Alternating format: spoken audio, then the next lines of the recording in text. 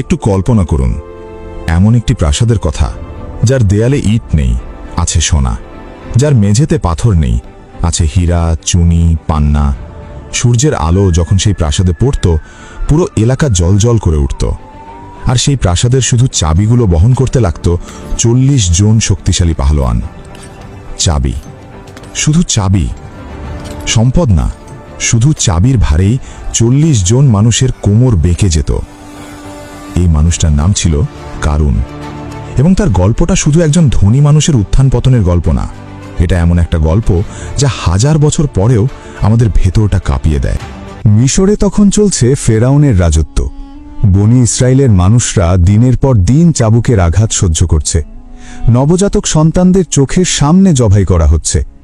চারদিকে শুধু অন্ধকার, অত্যাচার আর কান্না।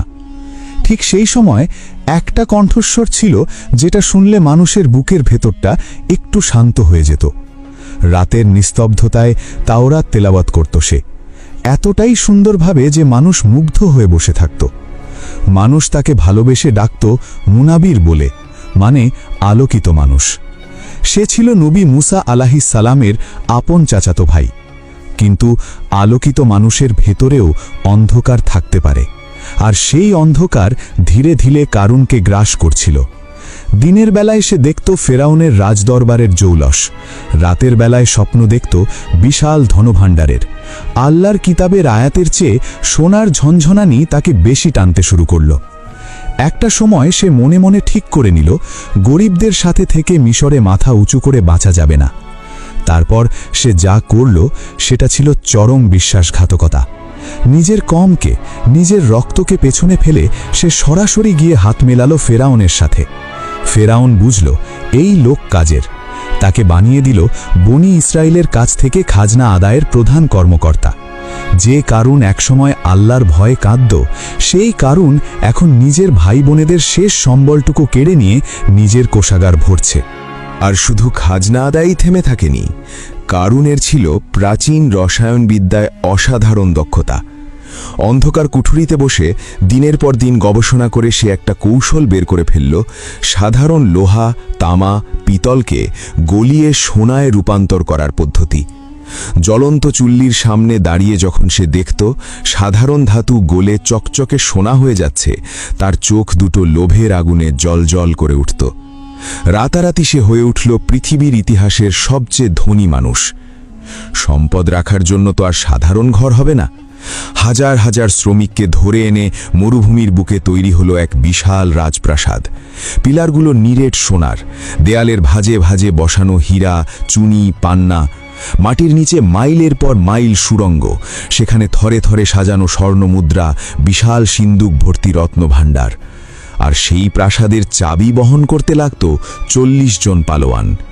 স্বয়ং আল্লাহ কোরআনে তার সম্পদের পরিমাণ না বলে শুধু চাবির কথা বললেন, কারণ সম্পদের হিসেবটা মানুষের বোধির বাইরে ছিল।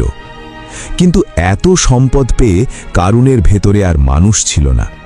একদিন বনি ইসরায়েলের কিছু জ্ঞানী মানুষ তার কাছে এলেন, খুব নরম সুরে বললেন, দম্ভ করো না, আল্লাহ দাম্ভিকদের ভালোবাসেন না। আল্লাহ তোমাকে যা দিয়েছেন তা দিয়ে পরকালের জন্য কিছু কামাও। কারুন তাচ্ছিল্যের হাসি হাসল। নবী মুসা আলাইহিস সালাম স্বয়ং এলেন, বললেন, হে কারুন, এই সম্পদে আল্লাহর হক আছে, যাকাত আদায় করো, গরিবদের প্রতি দয়া করো। কারুন উল্টো ভাবল, মুসা চালাকি করে তার সম্পদ নিতে চাইছেন। সে যাকাত তো দিলই না, বরং মুসা আলাইহিস সালামকে অপমান করার ষড়যন্ত্র শুরু করল। তারপর সে ঠিক করল সবাইকে দেখাবে। একদিন সকালে কারুন তার সবচেয়ে জাঁকজমকপূর্ণ সাজে বের হল। গায়ে লাল রেশমি পোশাক, সুতো বোনা খাঁটি সোনা দিয়ে। বসেছে নিরেট সোনার রথে, টানছে ধবধবে আরবীয় ঘোড়া। রথের পেছনে সারিবদ্ধ হাজার হাজার দাসদাসী, গলায় হাতে পায়ে সোনার অলঙ্কার, ঘোড়ার লাগামও সোনা। রথের চাকায় আর গায়ের অলঙ্কারে যখন সূর্যের আলো পড়ল, পুরো এলাকা সোনালি আলোয় ঝলমল করে উঠল। রাস্তার দুই পাশে দাঁড়িয়ে থাকা সাধারণ মানুষ হতভাগ হয়ে তাকিয়ে রইল। কারো কারো ঈমান টলে গেল। তারা দীর্ঘশ্বাস ফেলে বলতে লাগল, হায়, কারুনকে যা দেওয়া হয়েছে আমাদেরও যদি তা থাকত। রথে বসে কারুন দম্ভের হাসি হাসছিল, মনে মনে ভাবছিল, আজ আমি এই পৃথিবীর প্রভু। কিন্তু ঠিক তখনই বাতাস থমকে গেল। আকাশের পাখিরা চিৎকার করে উড়তে শুরু করল। ঘোড়াগুলো অজানা আতঙ্কে সামনের দুই পা শূন্যে তুলে লাফিয়ে উঠল।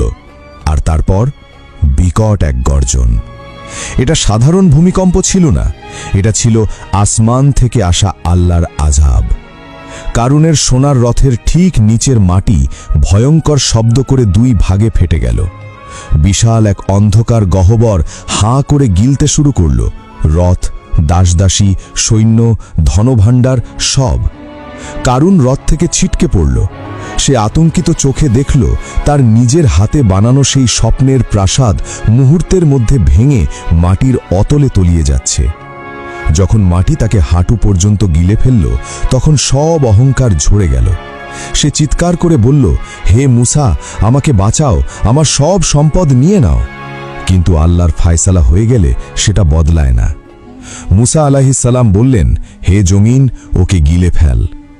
মুহূর্তের মধ্যে কারুনের সেই দাম্ভিক চেহারা, সোনার মুকুট, অহংকারী দেহ সব চিরতরে মাটির অন্ধকারে হারিয়ে গেল।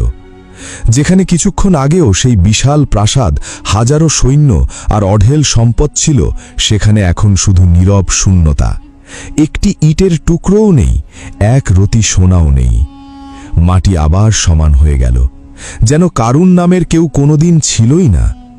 যারা একটু আগে তার সম্পদ দেখে আফসোস করছিল, তারা এখন থরথর করে কাঁপছে, চোখে জল, হাত আকাশের দিকে তুলে বলছে, আল্লাহ আমাদের প্রতি দয়া না করলে আমাদেরও এই পরিণতি হতো।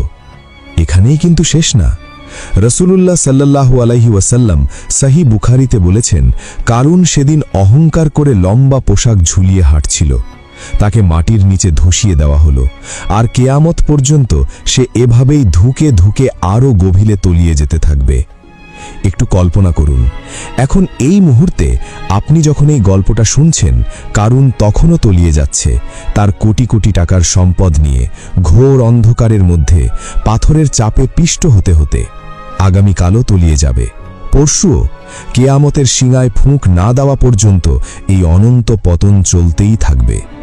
পৃথিবীর সবচেয়ে ধনী মানুষ, তার সব মেধা, সব জ্ঞান, সব সম্পদ, কিছুই তাকে এক সেকেন্ডের জন্য বাঁচাতে পারল না। এই গল্পটা আমাকে প্রতিবার একটাই কথা মনে করিয়ে দেয়, সম্পদ, মেধা, যোগ্যতা এগুলো সব আল্লাহর দেওয়া। কিন্তু যে মুহূর্তে মানুষ মনে করে এটা আমি নিজে কামিয়েছি, এটা আমার যোগ্যতা, ঠিক সেই মুহূর্তে ভেতরে একটা ফাটল তৈরি হয়, আর সেই ফাটল একদিন পুরো ভিত্তিটাকেই গ্রাস করে নেয়। হে আল্লাহ, আমাদের হৃদয়কে সম্পদের মোহ থেকে এবং বিন্দুমাত্র অহংকার থেকেও হেফাজত করুন, আমিন। কোরআনের এমন আরও রোমহর্ষক ও শিক্ষণীয় ইতিহাস জানতে চ্যানেলটি সাবস্ক্রাইব করে সাথেই থাকুন এবং ভিডিওটি শেয়ার করে অন্যদেরও জানার সুযোগ করে দিন। ভালো থাকবেন, সুস্থ থাকবেন।